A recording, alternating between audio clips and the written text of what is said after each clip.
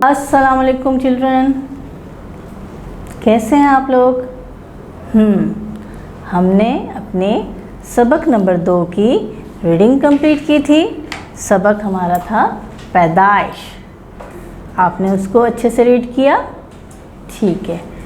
तो बच्चों, आज हम करेंगे सफ़ा नंबर 10 की रीडिंग, लेकिन इससे पहले हम सबक नंबर 1 के सफ़ा नंबर 6 में जो हमारी सूरत है सूरह आला, उसकी पहली आयत की रीडिंग करते हैं, यानी रिव्यू करते हैं कि हमने क्या क्या पढ़ा था। जी, हमारी आयत सबसे पहली सूरह आला की है, सब्बिहिस्म रब्बिकल आला। सब्बिहिस्म रब्बिकल आला। ये देखिए, इस आयत में 4 अल्फाज हैं। सफ़ा नंबर 6, इसमें इस आयत के अंदर 4 अल्फाज हैं। पहला है सब्बिह, सब्बिह, सब्बिह। इसके मायने हैं तस्बीह, तारीफ़, तस्बीह करना या फिर तारीफ़ करना। ये है इस्म, इस्म, इस्म यानी नाम। आपको पता है ना, इस्म यानी इसके मायने होते हैं नाम। इंग्लिश में हम इसको नाउन कहते हैं। ये है रब्बिका, रब्बिका यानी रब, और रब हमारे अल्लाह ताला है, अल्लाह ताला। और ये है आला, आला यानी आला मकाम, आला मकाम। तो हमने पढ़ा सब्बिहिस्म रब्बिकल आला, यानी तस्बीह, तारीफ़ नाम के जो अल्लाह ताला बड़ा आला मकाम वाला है। ठीक है, हमने पहली आयत की रीडिंग अपने चैप्टर नंबर 1 में की थी। आइए अब अपने चैप्टर 2 में सूरह आला की दूसरी आयत पढ़ते हैं। ये है हमारा सफ़ा नंबर 10 जी, और हमारी इसकी आयत यहाँ पर है, जो कि दूसरी आयत है सूरह आला की। अल्लज़ी खलका फसव्वा, अल्लज़ी खलका फसव्वा। पढ़िए मेरे साथ, अल्लज़ी खलका फसव्वा। इस आयत में 3 अल्फाज हैं। आइए तीनों के मायने देखते हैं। ये है पहला लफ्ज़ लज़ी, लज़ी जिसके मायने हैं वो, वो या फिर जिसने, जिसने। ये है खलका, खलका यानी तख्लीक किया, पैदा किया। खलका तख्लीक किया यानी बनाने वाला, पैदा करने वाला। फसव्वा, फसव्वा और शक्ल अता की, और शक्ल अता की।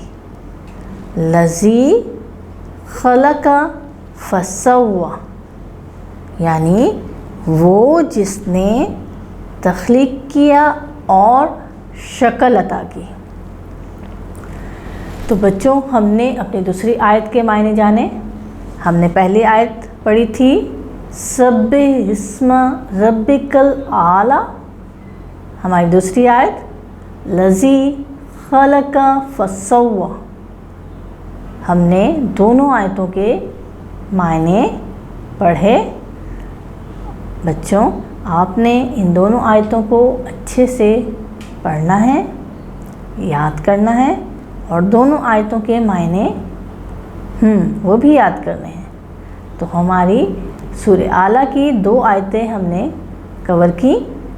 आप इनको याद करेंगे, इनके मायने अच्छे से नोटबुक में लिखेंगे और आपने बार बार दोहरा के इन आयतों को याद करना है। ठीक है, आइए देखते हैं सफ़ा नंबर 10 में हमारे पास और क्या है।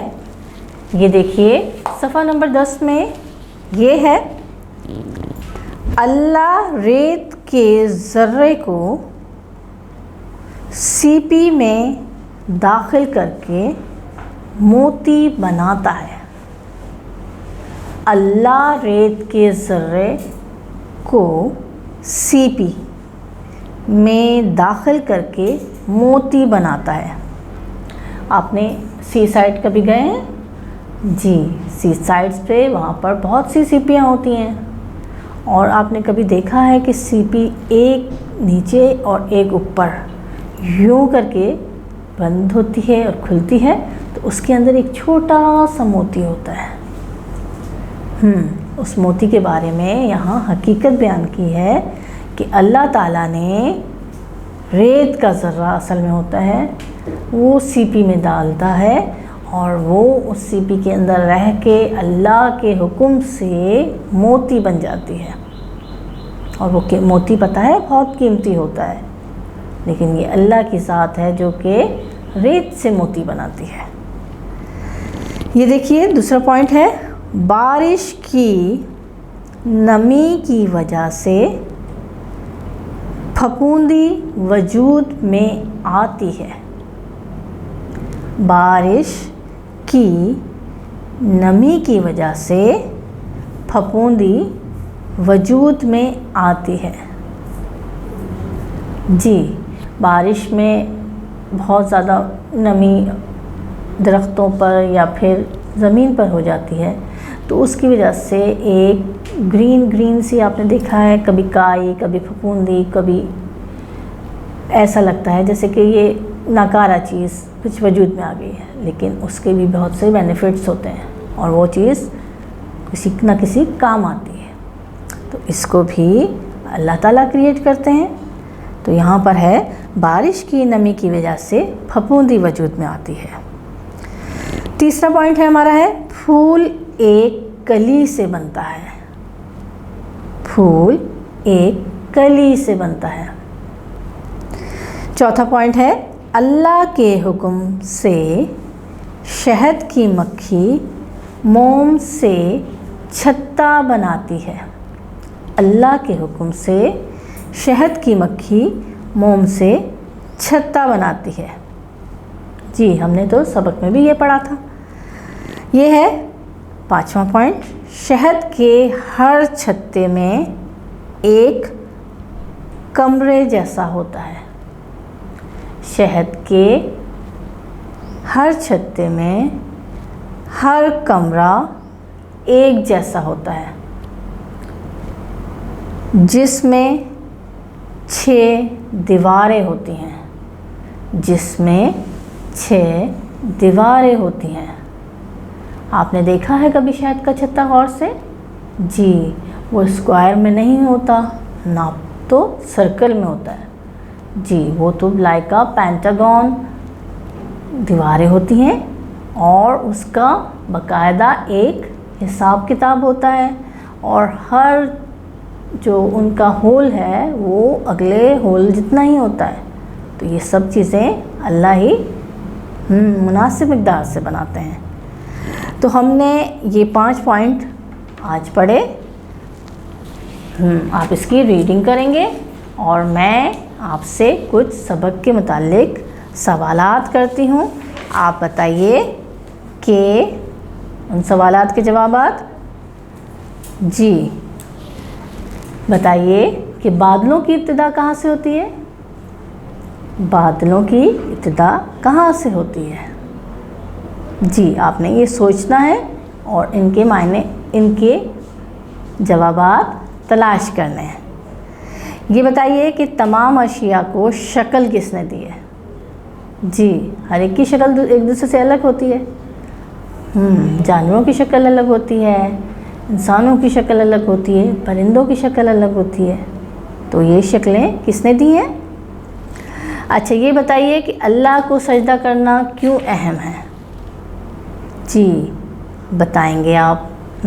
आप अपने टीचर को वॉइस मैसेज में इसका आंसर देंगे।